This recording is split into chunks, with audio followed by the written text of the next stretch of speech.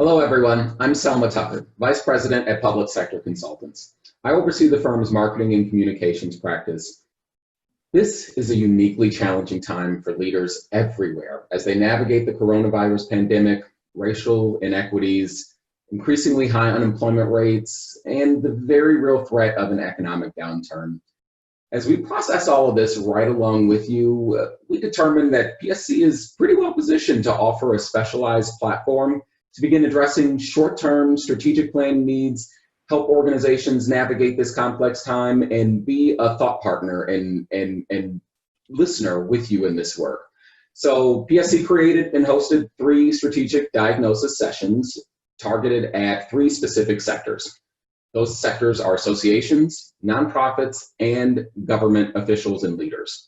Now, I'm here with webinar facilitators and my colleagues, Vice Presidents Tim Dempsey and Scott Dzurka, to talk about our key takeaways from those sessions so that you might find, frankly, some solidarity and possibly even some clarity as we all reevaluate our priorities and reset goals. So, Tim and Scott, my first question is for both of you. What struck you the most overall about the conversations that came up during your time in this webinar? Well, thanks, Selma. I would certainly say, as Michiganders, regardless of sector, we're all in this transition together. I think everyone's trying to figure out how to make those adjustments to their organization, for their members, for their stakeholders, and certainly asking a lot of questions. It's a great time to not have all the answers, but certainly ponder the questions that need to be asked when you're designing your business strategies. And no one has it all figured out. We're all trying to be flexible, trying to work in an environment with very limited information, and trying to make pretty substantial decisions based on that information. It's, of course, much easier to do that in the short term, knowing those issues that are right in front of you. It's even more challenging with that limited information to make those long-term impactful decisions. Yeah, and I think some of the things that stood out for me, Selma, is this whole disruption is really giving everybody an opportunity to kind of pause for a moment. Let's step back and let's figure out, how are we really serving our customers? And that varies, of course, right? For an association, it's memberships. For local government, it's going to be your residents. But whoever that might be, here's a great opportunity to assess that. Really say, okay, are we doing it well or not? And then what might we do differently, not only during the immediate crisis, but thinking about it long term. And then the other one that struck me is a very practical one, very tactical operational issue, and that's this whole world of navigating the virtual environment. Just as we're doing here today and putting together this virtual recording for others, all these organizations are learning how to hold virtual meetings and how to do them, but also how to do them well. But it goes beyond just the regular meetings, right? It's the conferences, it's the seminars, it's major events that some of these organizations rely on, and it's all been in person historically. So how do we move from kind of this in-person environment to this virtual world, and how long are we going to have to be in it? We just don't know. So that one was a really striking issue because it has both operational but also financial implications. For sure, Tim, that is something that certainly is a thread that carries through all of the groups. And I wonder, you got in this unique position where you're able to talk to all 3 groups and hear them. I would imagine that that there were probably some similarities and some differences. Can you help us understand any of those? Yeah, we asked a couple of poll questions, and one of them was, do key stakeholders truly understand the issues that the organization is going through? And what we found is that a lot of organizations, about 60% of them, are saying, hey, you know what? We're just initially engaging our stakeholders, right? So our board members, our funders, in this conversation. But then another group, about 40%, said, hey, you know what? We're really fully engaged already. So we are engaging our folks. And there were some who said, you know what? We're really kind of behind the curve. So I think we're seeing that there's a variety of positions where organizations are at. They're all at a different level on the spectrum of how engaged they are with stakeholders, but they're all recognizing that that engagement is critical. I found it interesting, Tim, the other poll question that we asked that was really asking leaders about how they've moved and transitioned services, and in particular with the associations. While a majority certainly were discussing some of the minor steps that they've taken already, I found it interesting the difference between those that were in a holding pattern versus those who said COVID response is consuming them.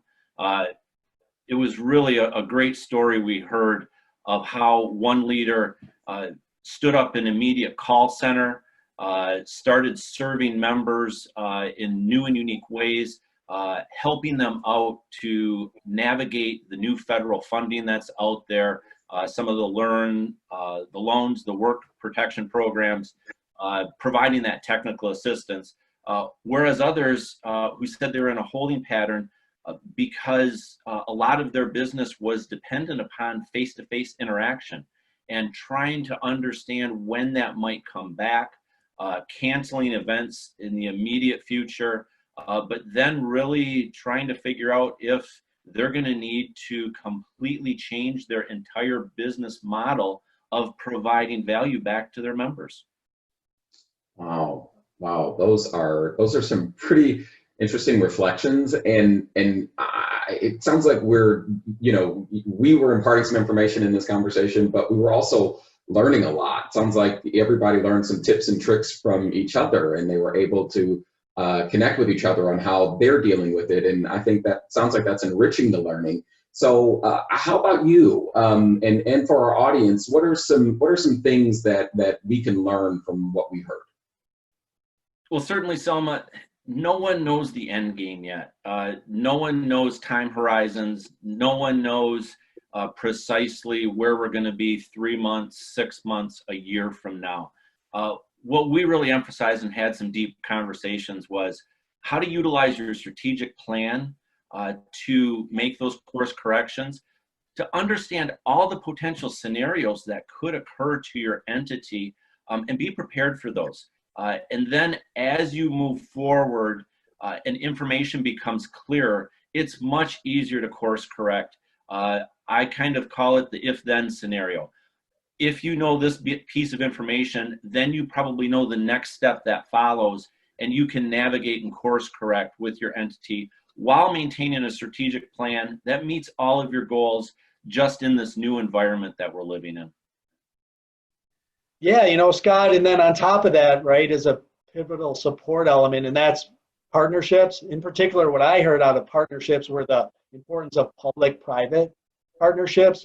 We're at a unique time where government really needs to work together with the private sector, and we're seeing that happen, right? We're seeing government take the lead on the public health issues, but then we're seeing the private sector step up, whether it's manufacturing PPE or doing other kind of services or contributions to that effort.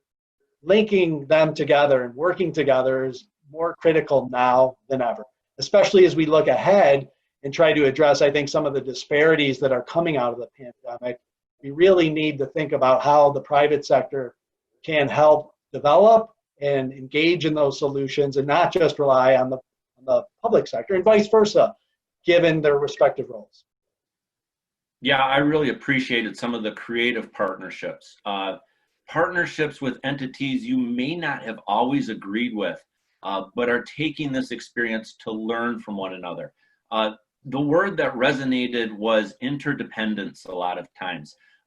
We still want to maintain our own unique independence, but yet we need to depend much more so on one another to navigate and find our way through this new environmental challenge. So I found this really insightful, and the recap of the strategic diagnosis in these webinars is teaching me that we really are all in this together. If we didn't know it before, it's times like these where we add some formality to our conversation, and we meet with the intention of learning from each other, and we find out that we're all still trying to figure this thing out, right? Yeah, exactly, Selma.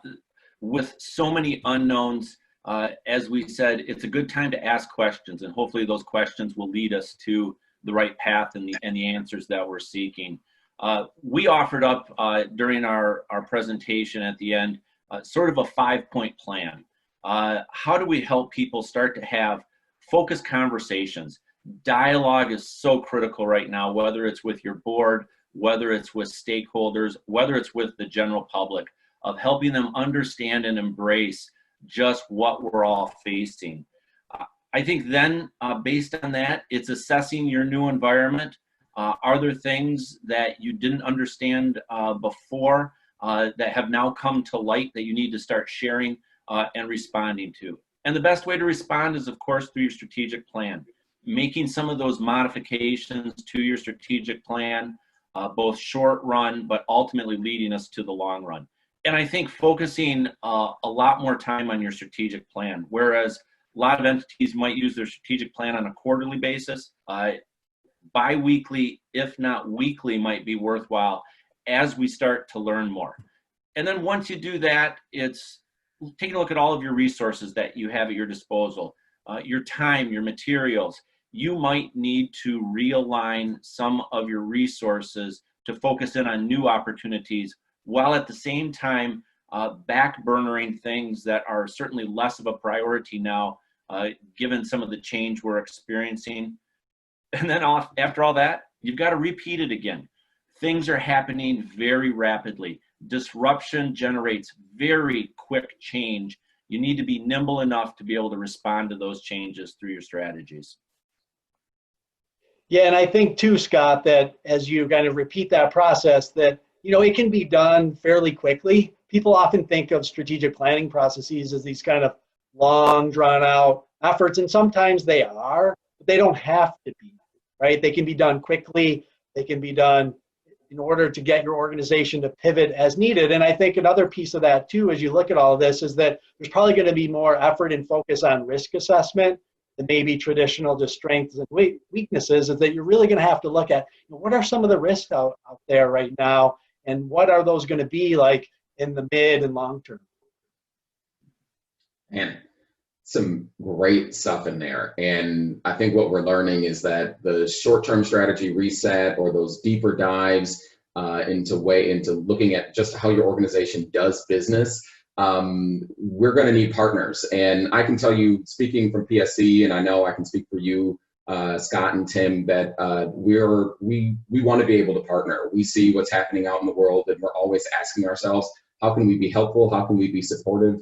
And I just want everyone to know, who's under the sound of my voice and who maybe attended these webinars, that PSC is a partner for you. And if there's anything that we said here or during the webinars that stuck with you, or something that you're still reflecting on, I encourage you to reach out to Tim or Scott to have a deeper conversation. We want to be as helpful to you in any way that we can. And we also really want to thank you. Thank you for spending a few minutes reflecting with us on some of the things we learned in this process.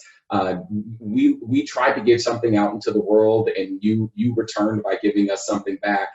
And that is a beautiful part of what partnership is. And just knowing that we're all in this together just gives us a little more energy to get through some of those twists and turns. So thank you for supporting us, and we will keep supporting you. Thanks for everything. Have a great day.